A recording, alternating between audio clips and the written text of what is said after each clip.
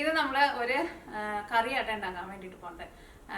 നമ്മൾ മിയാ കിച്ചണിൽ last upload ചെയ്തിട്ടുണ്ടായിരുന്നത് 4 വെറൈറ്റി ആയിട്ടുള്ള ചോറിൻ്റെ റെസിപ്പി ആയിരുന്നു ചെയ്തിട്ടുണ്ടായിരുന്നത്. അത് നിങ്ങൾ കാണാത്തവരുണ്ടെന്ന് വെച്ചിട്ടുണ്ടെങ്കിൽ കാണാൻ വേണ്ടിയിട്ട് മറക്കരുത്, ട്രൈ ചെയ്ത് നോക്കാനും മറക്കരുത് കേട്ടോ.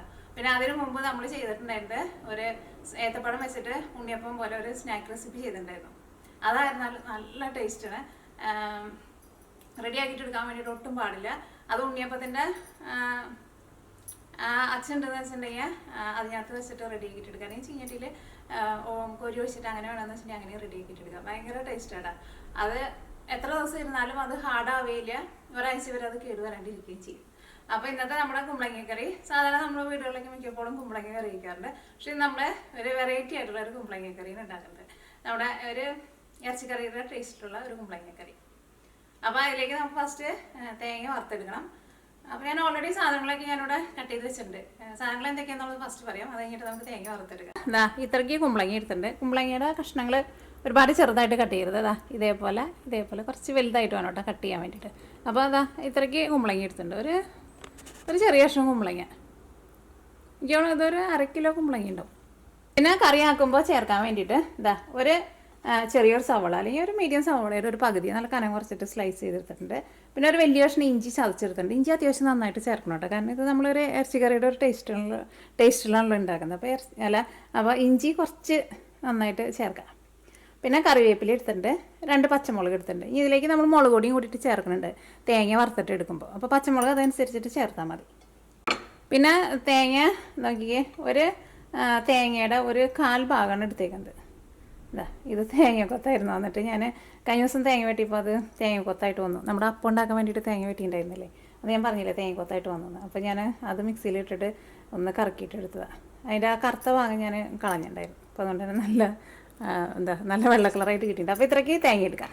ഈ തേങ്ങയുടെ കൂടെ നമുക്ക് വറുക്കാൻ വേണ്ടിയിട്ട് ഇതാ 1.5 ടേബിൾ സ്പൂൺ മല്ലി, മുഴുവനായിട്ടുള്ള മല്ലി കൂടുതൽ ചേർക്കേണ്ടത്, നമുക്ക് ഒരുപാട് അരപ്പം കൂടെ ആവശ്യമില്ല.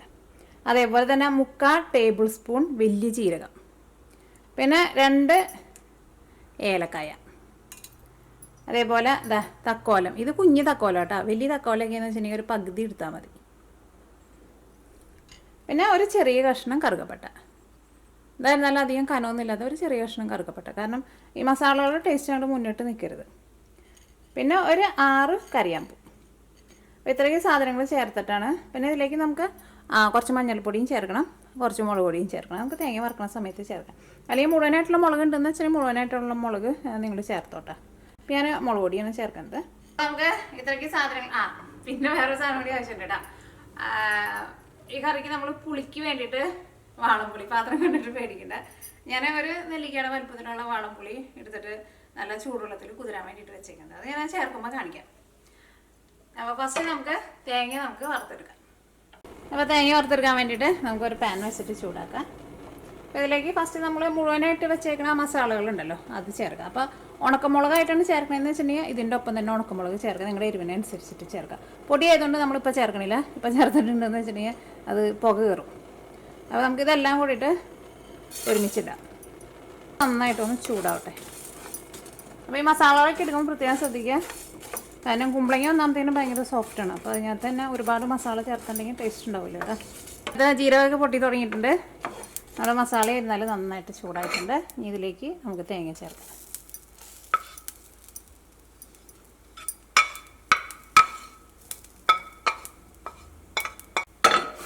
തീ നന്നായിട്ട് കുറച്ച് വയ്ക്കാം.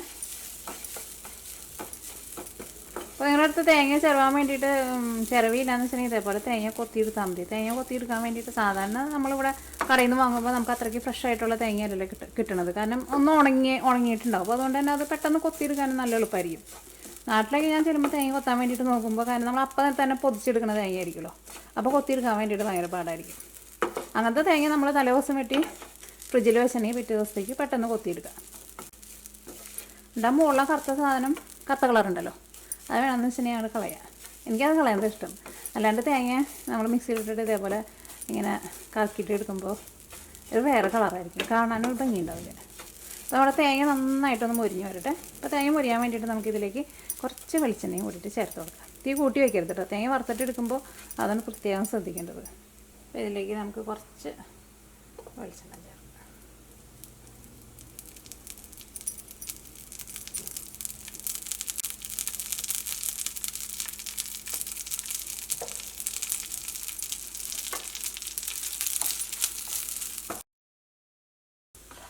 അത് നോക്കിക്കേ, ഇപ്പോൾ നമ്മുടെ തേങ്ങ മുരിഞ്ഞ് നല്ലൊരു ഗോൾഡൻ കളറായിട്ടുണ്ട്. ഇതിലേക്ക് നമുക്ക് മസാലപ്പൊടികൾ ചേർക്കാം. ഫസ്റ്റ് നമുക്ക് മഞ്ഞൾപ്പൊടി ചേർക്കാം. ഞാൻ അതിലേക്ക് ഒരു 1/4 ടേബിൾ സ്പൂൺ മഞ്ഞൾപ്പൊടിയാണ് ചേർക്കുന്നത്. ഒരു 1/4 ടേബിൾ സ്പൂൺ പിന്നെ കുറച്ചും കൂടി ചേർത്തിട്ടുണ്ട്. എൻ്റെ മഞ്ഞൾപ്പൊടി തീർന്നിരിക്കുക. നാട്ടിൽ നിന്ന് കൊണ്ടെന്താക്കിയാൽ തീർന്നു. പിന്നെ അത് കഴിഞ്ഞിട്ട് ഞാൻ കടയിൽ നിന്ന് വാങ്ങിച്ചു. ഇവിടെ കോസ്കോ എന്ന് പറഞ്ഞൊരു കടയുണ്ട്. അവിടെ ഈ കിർക്ക്ലാൻഡിൻ്റെ ബ്രാൻഡ് നല്ലതാണ്. ഇതിനകത്ത് മായൊന്നും ചേർക്കാണ്ട് തന്നെ നല്ല മഞ്ഞൾപ്പൊടി. അപ്പോൾ ഇപ്പോൾ അതാണ് വാങ്ങണത്. ഇങ്ങനെ സാധാരണ മസാലപ്പൊടികൾ അങ്ങനെ വാങ്ങൽ പതിവില്ല. അപ്പോൾ നമ്മുടെ മഞ്ഞൾപ്പൊടി ഇതിനകത്ത് കിടന്നിട്ട് നന്നായിട്ട് മരിഞ്ഞിട്ടുണ്ട്. ഇനി ഇതിലേക്ക് നമുക്ക് മല്ലി ചേർക്കേണ്ട ആവശ്യമില്ല, കാരണം നമ്മൾ ഓൾറെഡി മുഴുവനായിട്ടുള്ള മല്ലി ചേർത്തിട്ടുണ്ടല്ലോ. അപ്പോൾ മല്ലിയുടെ പൊടിയായിട്ടാണ് നിങ്ങൾ ചേർക്കണമെന്ന് വെച്ചിട്ടുണ്ടെങ്കിൽ ഈ സമയത്ത് മഞ്ഞൾപ്പൊടി ചേർത്ത് കഴിഞ്ഞിട്ട് ഒന്ന് മൊരിഞ്ഞ് കഴിയുമ്പോൾ മല്ലിപ്പൊടി ചേർക്കുക. മല്ലിപ്പൊടി എന്ന് വെച്ചിട്ടുണ്ടെങ്കിൽ ഒരു 3/4 ടേബിൾ സ്പൂൺ ചേർക്കുക. കാരണം മുഴുവനായിട്ടുള്ള മല്ലി നമ്മൾ 1.5 ടേബിൾ സ്പൂണുള്ള ചേർത്ത്. അപ്പോൾ അതിൻ്റെ പകുതി പൊടിയായിട്ട് ചേർക്കാമെന്ന് വെച്ചിട്ടുണ്ടെങ്കിൽ ചേർക്കാം. ഇനി അടുത്തത് നമ്മൾ മുളക് പൊടിയാണ് ചേർക്കുന്നത്. അപ്പോൾ ഞാനിവിടെ 2 മുളക് പൊടിയും കൂടിയിട്ടാണ് ചേർക്കുന്നത്. ഞാനിവിടെ കാശ്മീരി മുളക് പൊടി ചേർക്കുന്നുണ്ട്. നമ്മുടെ പിരിയമുളക് എരിവില്ലാത്ത മുളക് പൊടി ഉണ്ടല്ലോ, അത് ഇതിനൊട്ടും എരിവില്ല കേട്ടോ, നമുക്ക് കളറിന് വേണ്ടിയിട്ടാണ് ചേർക്കുന്നത്. ഒരു ഇച്ചിരി വെളിച്ചെണ്ണയും കൂടിയിട്ട് ചേർക്കുന്നുണ്ട്, കാരണം മുളക് പൊടി നന്നായിട്ടൊന്ന് മൊരിയും. ഓക്കെ, എൻ്റെ പാനിൽ നല്ല ചൂടുണ്ട്, അതുകൊണ്ട് ഞാൻ തീ അങ്ങോട്ട് ഓഫ് ചെയ്തു കേട്ടോ. മുളക് പൊടി നിങ്ങളുടെ എരിവിനനുസരിച്ചിട്ട് ചേർത്ത്. എങ്ങാനും നിങ്ങളിങ്ങനെ പുകയൊക്കെ കയറണ പോലെയൊക്കെ തോന്നാണ്ടെന്ന് വെച്ചിട്ടുണ്ടെങ്കിൽ തീ ഓഫ് ചെയ്തോ, കാരണം നമ്മുടെ പാനിന് നല്ല ചൂടുണ്ടല്ലോ. ഒരു 1/4 ടേബിൾ സ്പൂൺ. കാരണം മുളക് പൊടിയൊക്കെ ചേർക്കുമ്പോൾ എപ്പോഴും നിങ്ങളുടെ എരിവിനനുസരിച്ചിട്ട് ചേർക്കുക, കാരണം പല മുളക് പൊടിക്ക് പല എരിവായിരിക്കും. ഞാൻ മുളക് പൊടി നാട്ടിൽ നിന്ന് പൊടിച്ച് കൊണ്ടുവന്നേക്കുന്നത് കൊണ്ട് തന്നെ എനിക്ക് ഇപ്പോൾ 2 വർഷമായിട്ടുണ്ട്. മുളക് പൊടി നാശമൊന്നായിട്ടില്ല, പക്ഷേ ഇരുന്നിട്ട് അതിൻ്റെ എരിവ് പോകുന്നുണ്ട്. അപ്പോൾ അതുകൊണ്ട് തന്നെ ചിലപ്പോൾ നിങ്ങളെടുക്കുന്ന മുളക് പൊടിക്ക് ഭയങ്കര എരിവായിരിക്കും. അപ്പോൾ അതനുസരിച്ചിട്ട് ചേർക്കണം കേട്ടോ. അപ്പോൾ നമ്മുടെ മുളക് പൊടിയും എല്ലാവരും നന്നായിട്ട് മൊരിഞ്ഞിട്ടുണ്ട്. തേങ്ങയുടെ കളർ നോക്കിക്കേ, നല്ല സൂപ്പർ കളറായിട്ടുണ്ട്. നമുക്ക് തീ ഓഫ് ചെയ്യാം. അല്ല, തീ ഓഫ് ചെയ്തിട്ടുണ്ട് ഓൾറെഡി, ഞാൻ ഓഫ് ചെയ്യുന്നുണ്ട്. ഇനി ഇത് ചൂടാറി കഴിഞ്ഞ് കഴിയുമ്പോൾ നമുക്ക് മിക്സിയിലിട്ടിട്ട് നല്ല പേസ്റ്റ് പോലെ അരച്ചിട്ടെടുക്കാം. ഫസ്റ്റ് മിക്സിയിലിട്ട് ജസ്റ്റ് ഒന്ന് കറക്കാം. അത് കഴിഞ്ഞിട്ട് ആവശ്യത്തിന് വെള്ളം ചേർത്തിട്ട്, ഒരുപാട് വെള്ളമൊന്നും ആവശ്യം ഉണ്ടാവില്ല. കൂടുതൽ വെള്ളം ചേർത്തിട്ടുണ്ടെങ്കിൽ തേങ്ങ അറിയില്ല. നല്ല പേസ്റ്റ് പോലെ അരച്ചിട്ടെടുക്കാം.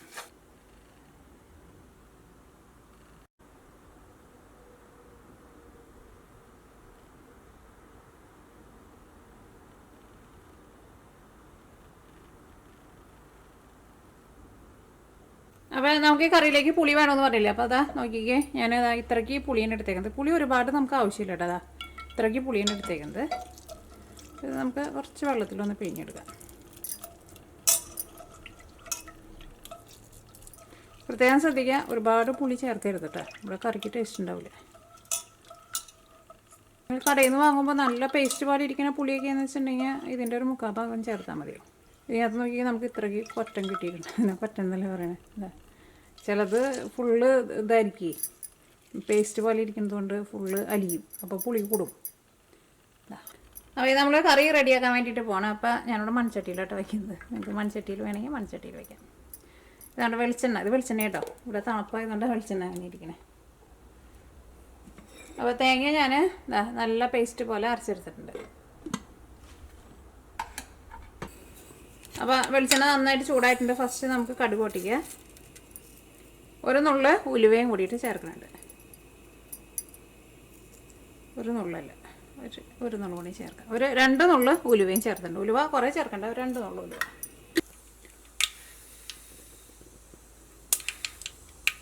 അപ്പോൾ നമ്മുടെ കടുക് പൊട്ടിയിട്ടുണ്ട്.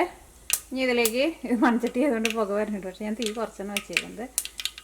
കടുക് പൊട്ടാൻ വേണ്ടിയിട്ട് ഇച്ചിരി സമയം എടുക്കുന്നുണ്ട്, കാരണം ഈ മൺചട്ടിയിലായിരുന്നു നമ്മൾ വെളിച്ചെണ്ണ ഒഴിച്ചിട്ടുണ്ടെങ്കിൽ വെളിച്ചെണ്ണ ഒന്ന് ചൂടായി വരാൻ വേണ്ടിയിട്ട് സമയം എടുക്കും.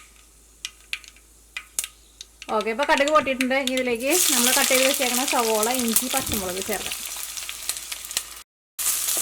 ഇനി സവോളയ്ക്ക് മുരിഞ്ഞിട്ട് നല്ലൊരു ഗോൾഡൻ കളറാവണം.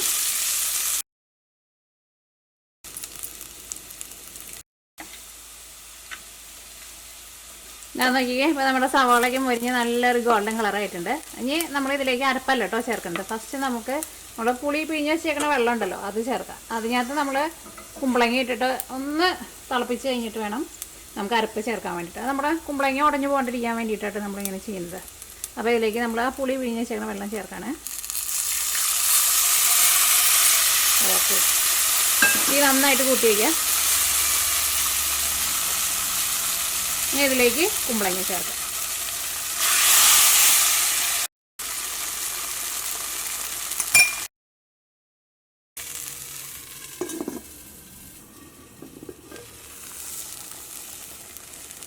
കറി തിളച്ചിട്ടുണ്ട്. നമുക്കൊന്ന് ഇളക്കിയിട്ട് കൊടുക്കാം.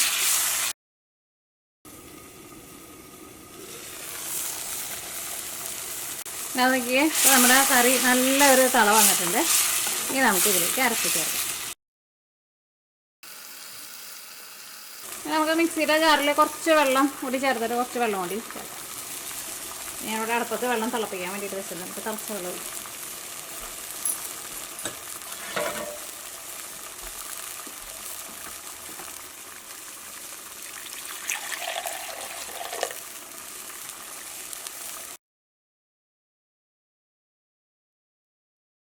നല്ല ഒരു നമ്മൾ ഇറച്ചി കറിക്ക് വെക്കില്ലേ, അതിൻ്റെ ഒരു ടേസ്റ്റ്.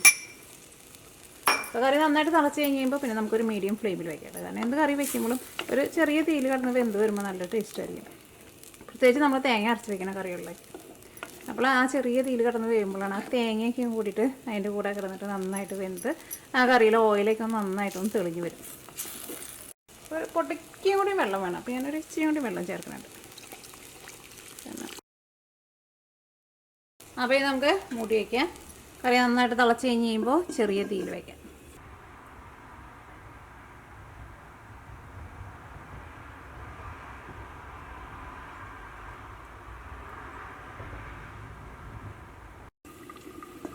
അപ്പോൾ നമ്മുടെ കറി നന്നായിട്ട് തിളച്ചിട്ടുണ്ട്. ഇനി നമുക്കൊരു മീഡിയം ഫ്ലെയിമിൽ വയ്ക്കാം.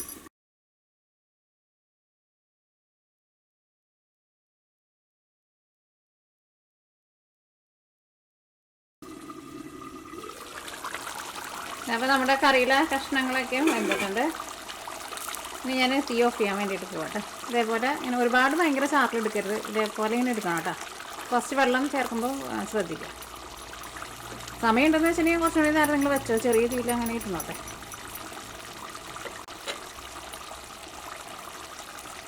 ഇത് നമ്മൾ തീ ഓഫ് ചെയ്ത് കഴിഞ്ഞ് കുറച്ച് കഴിയുമ്പോൾ ഇതിൻ്റെ കളർ കുറച്ചും കൂടി നല്ലൊരു ഡാർക്ക് കളറായിട്ട് വരും. പിന്നെ പുറത്ത് ഇത് ശരിക്കും അകത്ത് വയ്ക്കുമ്പോൾ നമുക്ക് ശരിക്കും ആ കറിയുടെ കളർ ശരിക്കും നമുക്ക് കിട്ടുക.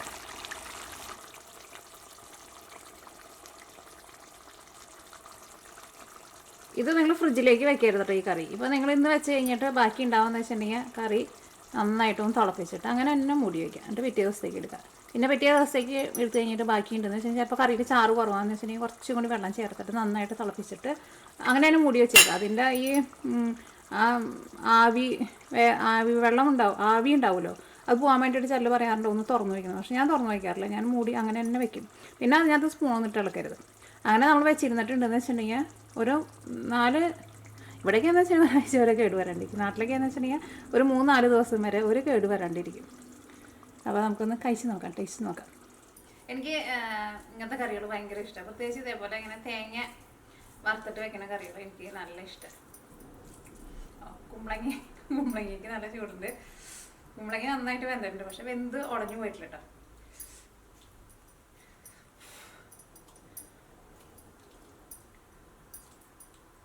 കഴിച്ചോട്ടെ.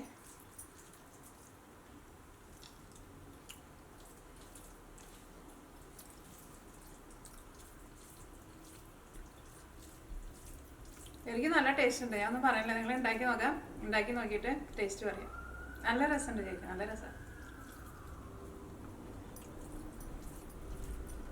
എന്ത് രസമെന്ന് അറിയാം.